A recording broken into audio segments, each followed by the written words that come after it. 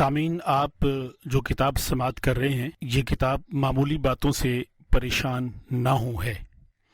اس کو دارالشعور پبلیکیشن لاہور نے آپ کے لیے شائع کیا ہے۔ آج ہم آپ کی خدمت میں اس کی 6ٹھی قسط پیش کر رہے ہیں۔ ہمارے ساتھ جڑے رہنے کا بہت شکریہ۔ 6ٹھی قسط کے پہلے چیپٹر کا عنوان ہے اپنے اوپر ہونے والی تنقید سے لطف اندوز ہوں اور چند لمحوں بعد اسے بھول جائیں۔ اکثر اوقات ہم اپنے اوپر ہونے والی تھوڑی سی تنقید سے دل برداشتہ ہو جاتے ہیں۔ ہم اس کو ایمرجنسی سمجھتے ہیں اور یوں رد عمل کا اظہار کرتے ہیں جیسے ہم میدان جنگ میں ہوں۔ تاہم حقیقت میں تنقید کسی اور شخص کی ہمارے کسی عمل، سوچ یا نقطہ نظر کا وہ مشاہدہ ہوتا ہے جو اس نے خود سے کیا ہوتا ہے، اور ضروری نہیں کہ وہ درست ہو، اور یہ اس ویژن سے مطابقت نہیں رکھتا جو ہم کسی چیز کے بارے میں رکھتے ہیں۔ جب ہم تنقید کے حوالے سے دفاعی رد عمل اختیار کر لیتے ہیں تو یہ بہت تکلیف دہ ہوتا ہے۔ ہمیں یہ اپنی ذات پر حملہ محسوس ہوتا ہے اور ہم اس کے بدلے میں دفاع کرتے یا جوابی تنقیدی حملہ کرتے ہیں۔ ہم اپنے دماغ کو اپنے متعلق یا اپنے اوپر تنقید کرنے والے شخص سے متعلق نفرت آمیز اور تکلیف دہ خیالات سے بھر لیتے ہیں۔ اس سارے عمل میں ہماری بہت سی ذہنی انرجی خرچ ہوتی ہے۔ اپنے اوپر ہونے والی تنقید سے متفق ہونا ایک بہت ہی مفید عمل ہے۔ میں یہ نہیں کہہ رہا کہ آپ راستے کا پتھر بن جائیں یا کسی بھی منفی چیز کو برداشت کرتے پھریں۔ میں صرف یہ کہنا چاہتا ہوں کہ اکثر اوقات تنقید سے متفق ہو جانا اس صورتحال کو فوراً ختم کر دیتا ہے۔ تنقید کرنے والے شخص کی ضرورت بھی پوری ہو جاتی ہے اور آپ کو بھی کچھ نہ کچھ تو سیکھنے کو مل ہی جاتا ہے، اور سب سے بڑھ کر یہ کہ آپ کو ایسی صورتحال میں خود پر کنٹرول کرنا آ جاتا ہے۔ مجھے یاد ہے جب پہلی بار میں نے تنقید کو خوش دلی اور شعوری طور پر برداشت کیا تھا، یہ بہت سال پہلے کی بات ہے۔ میری بیوی نے مجھے کہا، آپ بولتے بہت ہیں۔ مجھے یہ بھی یاد ہے کہ کوئی فیصلہ کرنے سے پہلے لمحاتی طور پر مجھے بہت تکلیف بھی ہوتی تھی۔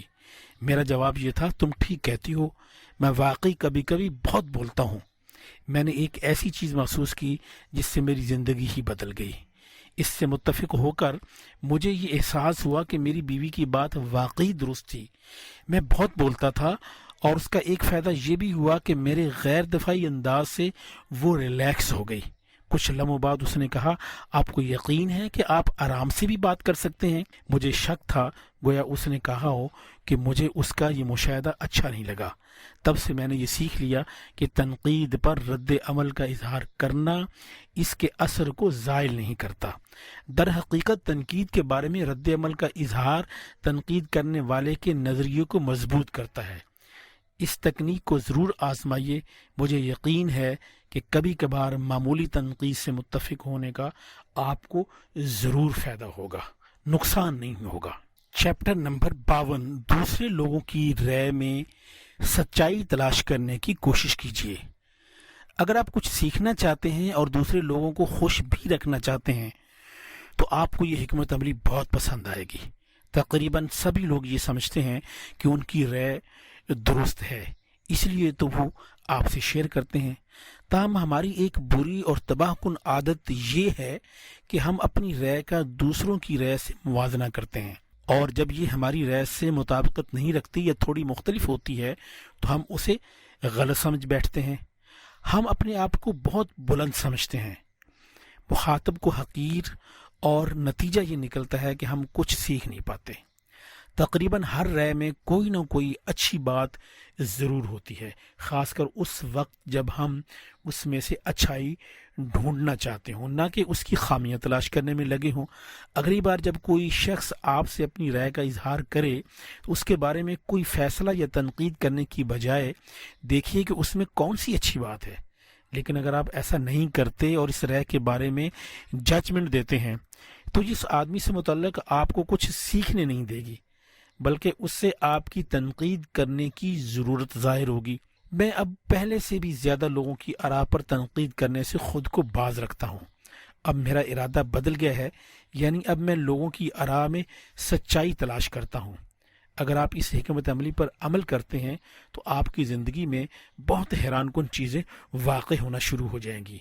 آپ جن سے تبادلہ خیال کرتے ہیں وہ لوگ آپ کو سمجھنا شروع ہو جائیں گے، لوگ آپ کے قبول کرنے والی محبت کی جانب کھنچے چلے آئیں گے، آپ کے شعور کا معیار بڑھتا جائے گا، اور سب سے اہم یہ کہ آپ کو اپنے بارے میں بھی اچھا لگنے لگے گا۔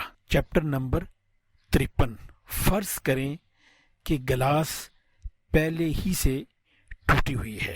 یہ بدھ مت کی ایک تعلیم ہے جسے میں نے 20 سال پہلے حاصل کیا تھا۔ اس نے مجھے بار بار ہمیشہ ایسا تناظر فراہم کیا ہے کہ میں اپنی ذات کو پہلے سے زیادہ قبول کر سکنے لگا ہوں۔ اس تعلیم کا خلاصہ یہ ہے کہ ہماری تمام زندگی ایک مسلسل تبدیلی سے گزر رہی ہے۔ ہر چیز کا ایک آغاز ہے اور ایک انجام۔ ہر درخت ایک بیج سے اگتا ہے اور پھر زمین ہی میں گم ہو جاتا ہے۔ ہر چٹان چھوٹے چھوٹے ذروں سے مل کر بنتی ہے اور ایک دن یہ چٹان انہیں چھوٹے چھوٹے ذروں میں تحلیل ہو کر ختم ہو جاتی ہے۔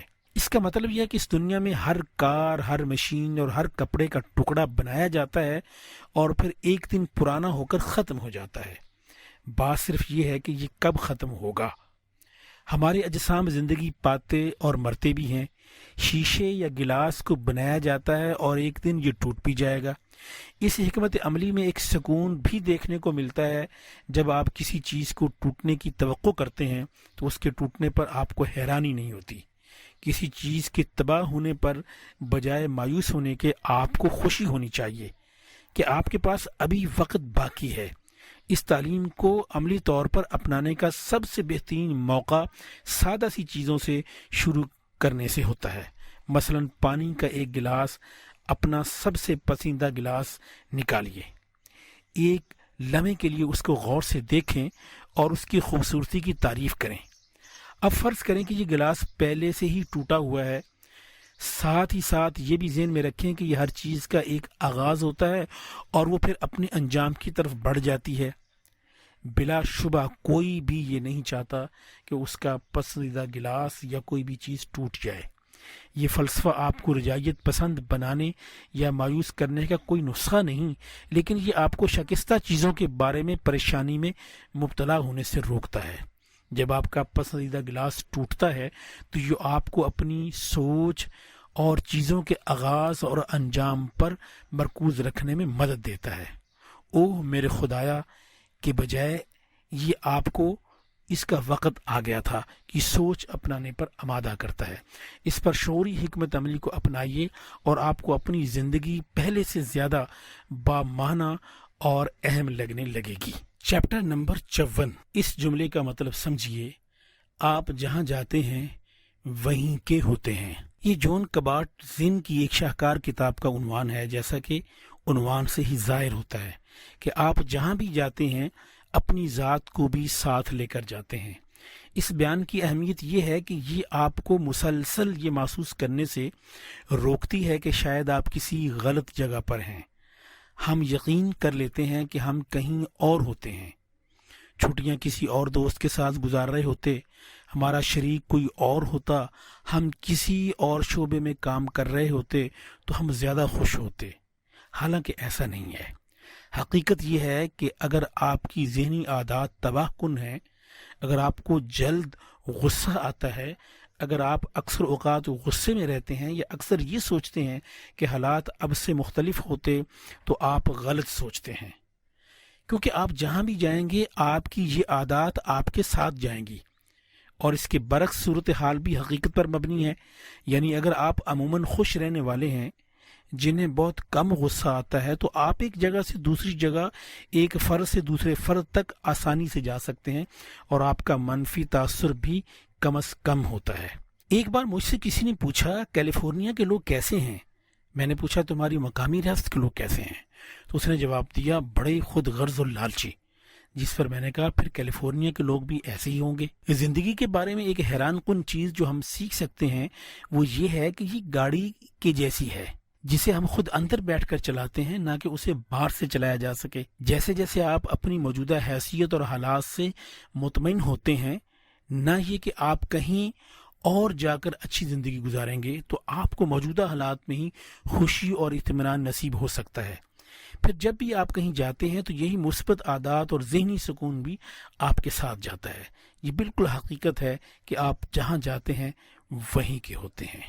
चैप्टर नंबर 55, बोलने से पहले सुकून से सांस लें। इस शानदार हिकमत अमली के नतायज तकरीबन हर उस शख्स के लिए हैरान कुन रहे हैं जिसने इसको आजमा कर देखा है। इसके फौरी नताइज तो ये हैं कि मसलन सोच का दायरा वसी हो जाता है, शुक्रगुजारी के एहसास में इजाफा होता है और सब्र की खूबी इंसान में पैदा हो जाती है। ये तकनीक बहुत आसान भी है, यानी जब आप किसी से बात कर रहे हों तो मुखातब आदमी के बात ख़त्म होने के बाद आप गहरी सांस लें। आगाज़ में तो आप दोनों की गुफ्तगू के दौरान पैदा होने वाले ये वक्फे बहुत तवील महसूस हो सकते हैं, लेकिन हकीकत यह है कि इसमें सेकंड से भी कम वक्त लगता है। आप सांस लेने की खूबसूरती और ताकत से आगाह हो जाएंगे, आप इसको सराहेंगे भी। ये आपको हर उस शख्स से ज़्यादा करीब होने का मौका देगी जिससे आप गुफ्तगू करते हैं, और आपके एहतराम में भी इजाफा होगा। आपको इस बात का भी इल्म होगा कि किसी को गौर से सुनना दुनिया का नायाब तरीन तोहफा है जो आप किसी को दे सकते हैं। इसमें बस इरादे और मशक की ज़रूरत होती है। अगर आप अपने इर्द गिर्द होने वाली गुफ्तगुओं का मुशाहिदा करें तो आप ये जानकर हैरान रह जाएंगे कि हम में से अक्सर लोग बोलने की अपनी बारी का इंतज़ार कर रहे होते हैं। हम मुखातब को सुन नहीं रहे होते बल्कि बोलने के लिए अपनी बारी का इंतज़ार करते हैं। हम अक्सर उनकी बातें मुकम्मल करते हैं या ऐसे अल्फाज बोलते हैं, हाँ हाँ मैं ये पहले ही जानता हूँ, जिसका मतलब ये होता है कि हम उन्हें उनकी बात जल्द मुकम्मल करने पर उकसा रहे होते हैं। ऐसा महसूस होता है कि हम गुफ्तगू से लुत्फ़ अंदोज़ होने या उससे कुछ सीखने की बजाय दो पहलवानों का मुकाबला देख रहे हैं या पिंग पांग बॉल को एक जगह से दूसरी जगह जाता देखना चाहते हैं। ये जल्दबाजी की गुफ्तगू हमें इस बात पर उकसाती है कि हम लोगों की बातों का गलत मतलब निकालें, उन्हें बोलने से पहले खुद मुकम्मल कर दें, हद से ज़्यादा रद्द अमल का इजहार करें और किसी के बारे में गलत राय बनाएं। इसमें भी हैरानी की कोई बात नहीं कि हम अक्सर परेशान और गुस्से में भी रहते हैं। बाज़ औक़ात अपनी नाक़िस समात के बावजूद ये भी एक मौजज़ा होता है कि हमारे दोस्त भी होते हैं। मैंने अपनी ज़िंदगी का ज़्यादा अरसा अपनी बारी पर बोलने के इंतज़ार में ही गुजार दिया। अगर आपकी आदत भी मेरे ही जैसी है तो आपको भी खुशगवार और हैरानी से देखने वाली नज़रें मिलेंगी जब आप उनको उनके जुमले मुकम्मल करने देते और अपनी बारी का इंतज़ार करते हैं। अक्सर औक़ात आप दूसरे लोगों में यही आदत पैदा करने की कोशिश भी कर रहे होते हैं। आप जिनसे बात कर रहे होते हैं उनसे एक सुकून के एहसास को उभरता हुआ भी महसूस करेंगे। इस बारे में परेशान न हो कि आपको अपनी बारी मिलेगी या नहीं, ये ज़रूर मिलेगी। दर हकीकत अपनी बारी पर बोलना ज़्यादा एजाज़ की बात होगी क्योंकि वो शख्स आपके सब्र की वजह से आपका ज़्यादा एहतराम करना सीख जाएगा और वो खुद भी यही आदत अपनाएगा। चैप्टर नंबर 56, जब आपका मूड अच्छा हो तो शुक्रगुजार बने और जब मूड अच्छा ना हो तो शाइस्ता रवैया इख्तियार करें। दुनिया में खुश इंसान वो नहीं है जो हर वक्त खुश रहता है। दरअसल खुश रहने वाले लोगों की ज़िंदगी में ख़राब मूड, मायूसियों और मसाइल का एक मुनासिब हिस्सा होता है। अक्सर औक़ात खुश और नाखुश इंसानों में बुनियादी फ़र्क ये नहीं होता कि उनका मूड कितना जल्द ख़राब होता है, बल्कि इसका मतलब ये होता है कि वो ख़राब मूड के साथ अपने मामलात को किस तरह चलाते हैं, वो अपने बदलते एहसासात से किस तरह मुताबिकत इख्तियार करते हैं। बहुत से लोग इसे पसे पुष्ट डाल देते हैं या भुला देते हैं। जब उनका मूड अच्छा न हो तो वो आसीने चढ़ाकर अपने काम की जानब मुतवज्जे होते हैं। वो अपने ख़राब मूड को बहुत संजीदगी से लेते हैं और उसकी वजह भी तलाश करते हैं। वो अपने आप को इस सूरत हाल से बाहर निकालने की कोशिश करते हैं जो उनके मसाइल को कम करने की बजाय उनमें इजाफा करती है। जब आप ज़हनी तौर पर पुरसुकून लोगों को देखते हैं तो एक और बात का मुशाहिदा भी करें कि वो शुक्रगुजारी का जज्बा रखते हैं। वो जानते हैं कि मुस्बत और मनफी एहसासात आते जाते रहते हैं और एक वक्त ऐसा भी होगा जब वो अच्छा महसूस नहीं कर रहे होंगे। खुश रहने वाले लोगों के लिए ये ठीक होता है, ऐसी ही चीज़ें चलती रहती हैं। वो गुजरती चीज़ों के नागुज़ीर होने को समझते हैं। बस जब उन्हें गुस्सा, परेशानी या और किसी मनफी रवैये का एहसास हो تو تب بھی وہ اسے اتنے ہی کھلے ذہن اور سمجھداری سے قبول کرتے ہیں۔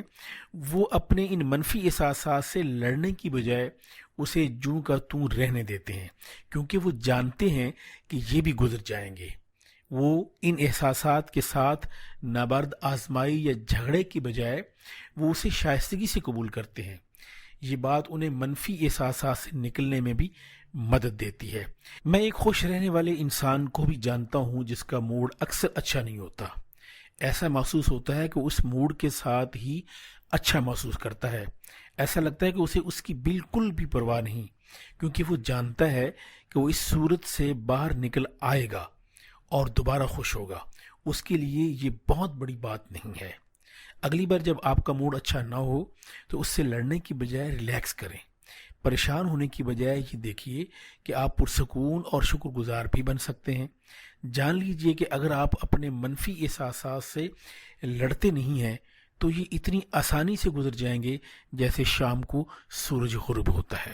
چیپٹر نمبر 57، کم غصہ کرنے والے ڈرائیور بنے۔ آپ کو سب سے زیادہ غصہ کب آتا ہے؟ اگر آپ دوسرے لوگوں کی طرح ہیں تو ٹریفک میں گاڑی چلاتے وقت آپ کو سب سے زیادہ غصہ آتا ہوگا۔ آج کل سڑکوں پر گاڑی چلاتے ہوئے یہ گمان گزرتا ہے کہ آپ کسی ریسنگ ٹریک پر ہیں، نہ کہ کسی شارع عام پر۔ کم غصیلا ڈرائیور بننے کی 3 وجوہات ہیں۔ پہلی یہ کہ جب آپ غصے میں ہوتے ہیں تو آپ اپنے سمیت دیگر افراد کو بھی خطرے میں ڈالتے ہیں۔ دوسری یہ کہ تیز گاڑی چلانے سے آپ کی پریشانی بھی بڑھتی ہے۔ آپ کا بلڈ پریشر بڑھ جاتا ہے، اسٹیئرنگ وہیل پر دباؤ بڑھ جاتا ہے اور آپ کی آنکھوں میں بھی تناؤ آ جاتا ہے۔ تیسری وجہ یہ ہے کہ آپ جہاں جانا چاہتے ہیں وہاں جانے کے لیے بھی آپ کے پاس وقت نہیں بچتا۔ حال ہی میں جب میں ایک شہر سے دوسرے شہر جا رہا تھا تو ٹریفک بہت زیادہ تھی لیکن چل رہی تھی۔ میں نے ایک بہت غصیلے ڈرائیور کو دیکھا جو گاڑیوں کی لائنوں میں دائیں بائیں نکل رہا تھا۔ وہ بہت جلدی میں تھا۔ میں اپنے 40 میل کے سفر میں زیادہ تر ایک ہی لائن میں رہا۔ میں ایک آڈیو کیسٹ سن رہا تھا اور خیالی پلاؤ بھی بنا رہا تھا۔ میں اس سفر سے بہت لطف اندوز ہوا کیونکہ ڈرائیونگ سے مجھے کچھ وقت اکیلے گزارنے کا موقع مل جاتا ہے۔ میں ڈرائیو وے سے نکل رہا تھا کہ وہی ڈرائیور میرے پیچھے سے ہو کر مجھے کراس کر کے نکل گیا۔ مجھے پتہ بھی نہیں چلا تھا اور میں اس ڈرائیور سے آگے نکل چکا تھا۔ اس ڈرائیور نے نہ صرف اپنی زندگی خطرے میں ڈالی تھی بلکہ دوسرے خاندانوں کی زندگیاں بھی داؤ پر لگائی ہوئی تھیں، اور اسے بھی ہائی بلڈ پریشر اور تناؤ کے سوا کچھ نہیں ملا ہوگا۔ اوسطاً میں نے اور اس نے ایک ہی رفتار سے یہ فاصلہ طے کیا تھا۔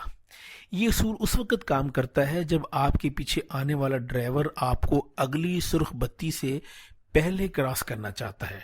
اسپیڈ بڑھانے پر واقعی پیسے تو خرچ نہیں ہوتے، لیکن اگر آپ کو ٹکٹ خرید کر ڈرائیونگ اسکول میں ٹریننگ لینی پڑے تو آپ کو اس کا ضرور احساس ہوگا۔ جب آپ ایک غصیلا ڈرائیور نہ بننے کا شعوری فیصلہ کرتے ہیں تو آپ کار میں اپنے وقت کو ریلیکس کرنے کے لیے استعمال کرنا شروع کر دیتے ہیں۔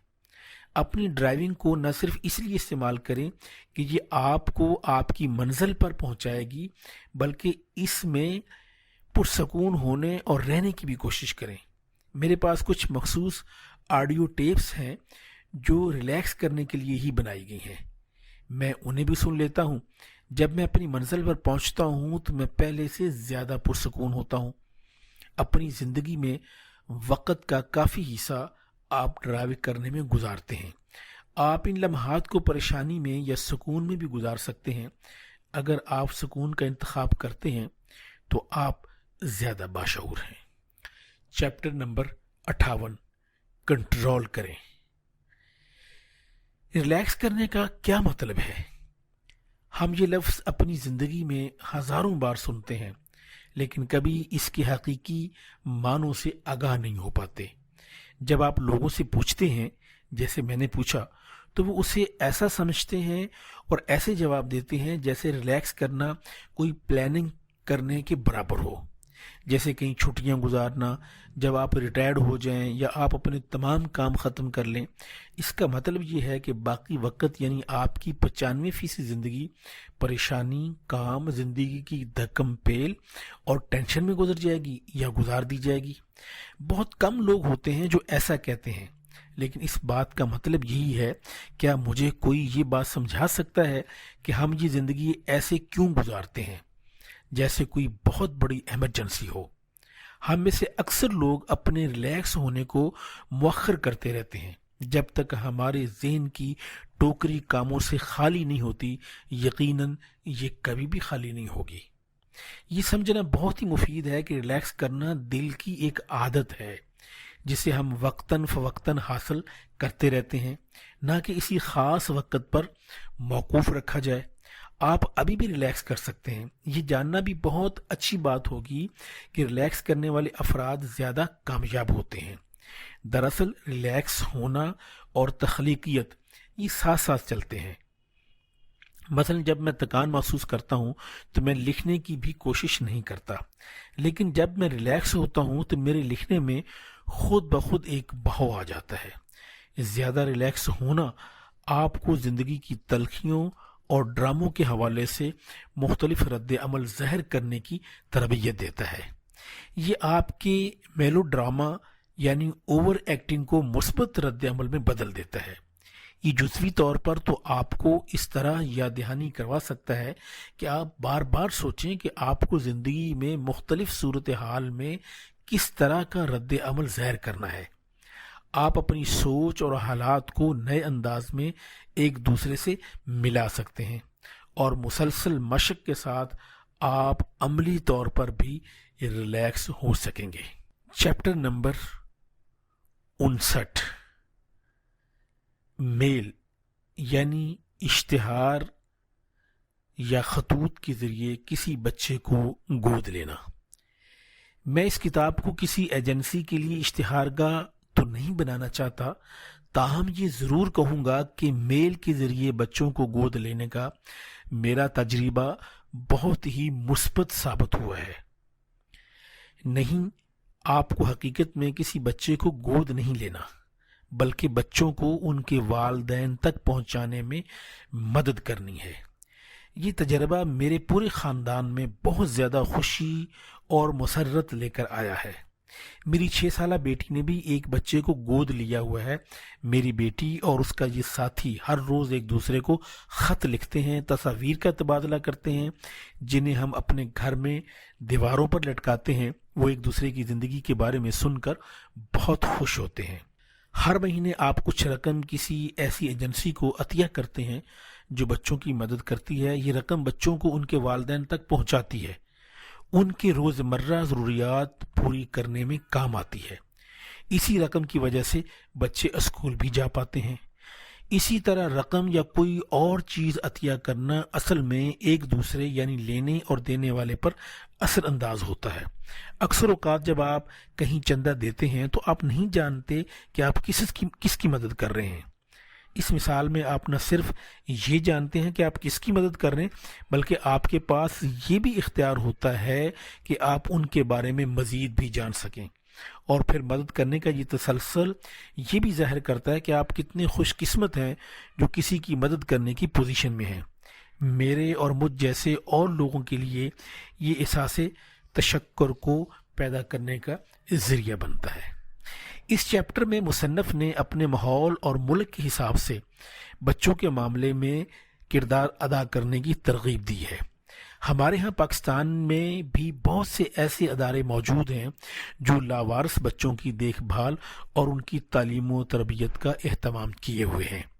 آپ مصنف کی بتائی گئی تکنیک کو اپنے ہی ملک میں موجود طریقے کے مطابق روب عمل لا سکتے ہیں۔ آپ ان اداروں میں جا کر بے والدین بچوں کو ماں اور باپ کا پیار دے سکتے ہیں۔ بے خاندان بچوں کے رشتے کھو جاتے ہیں، آپ انہیں کسی بھی رشتے کا پیار دے سکتے ہیں۔ آپ بھائی، بہن، چچا، تایا، الغرض کوئی بھی کردار پیار کے روپ میں نبھایا جا سکتا ہے۔ آپ عید جیسے خوشی کے موقع پر انہیں کپڑے، کھلونے اور جوتوں کی شکل میں تحفے دے سکتے ہیں۔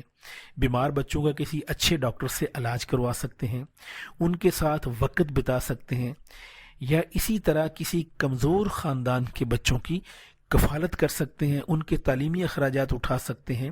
جب انسان کے دل میں رحم جیسی چیز موجود ہو تو اس کا اظہار کسی بھی شکل میں ہو سکتا ہے۔